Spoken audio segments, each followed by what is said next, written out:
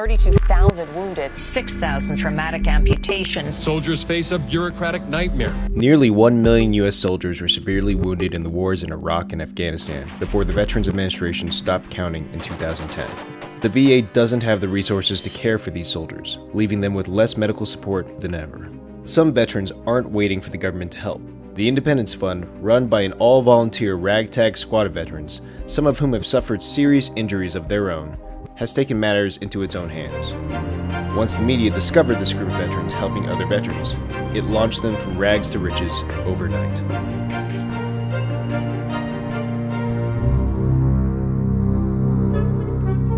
Here in San Diego, disabled veterans are receiving track chairs, mechanized chairs that provide a wide range of ability, far more sophisticated than your average wheelchair. First and foremost, thank you for showing up. Second of all, thank you for serving. What we can do for you, the Independence Fund, is just minute as far as what you all did for this country. And thank you. I mean that from the heart. I'm one of you all. Sergeant Major Jesse Acosta is medically retired, though his blindness hardly stands in the way of his ambition. I didn't see you, dude. Where were you at? January 16th of 2006, we came under attack. So the young kid that I had to my left, I grabbed him and threw him down. And as I dove to tackle the other two guys to get them off their feet, that's when I got hit. I am who I am. I lost my eyes, and amongst other injuries, I've been able to adapt to my losses.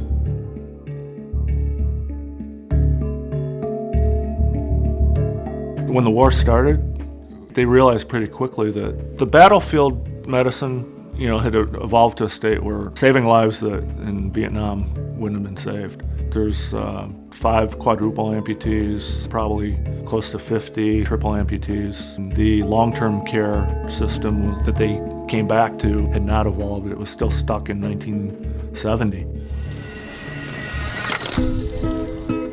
Even though Luker is determined to keep the Independence Fund small and fluid, he's decided it's time to put down roots. The hope is that Palm Key will be a central location for veterans to relax and participate in programs to help them integrate back into civilian life. But the myriad complexities of helping veterans soon become apparent. Main thing we're gonna go over this morning is the odds and ends stuff around here. Have these warriors that are coming in for treatment signed the disclosure that there will be no weapons and or drugs that aren't authorized.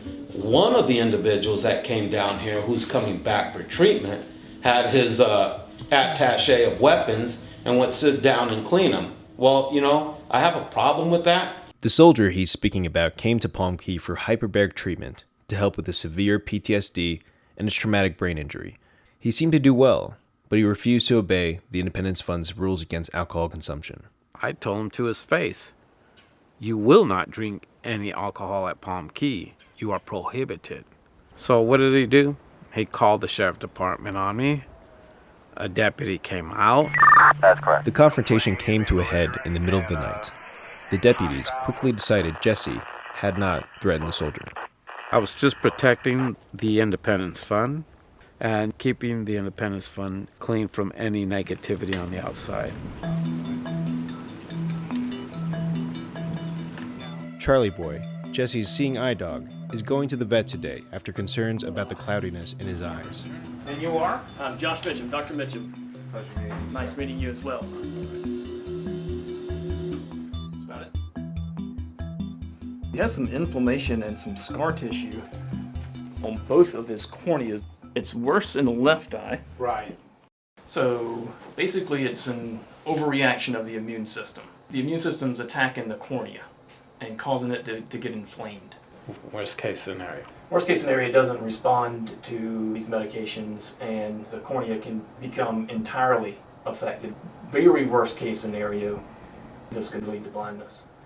On the one eye? Or on both? He's got symptoms in both eyes, so potentially both.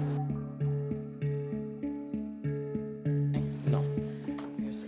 When I would go to the VA, complaining about my injuries, he would scan me with his nose and he would pinpoint exactly where I'm hurting. And I would tell the doctor, look at him.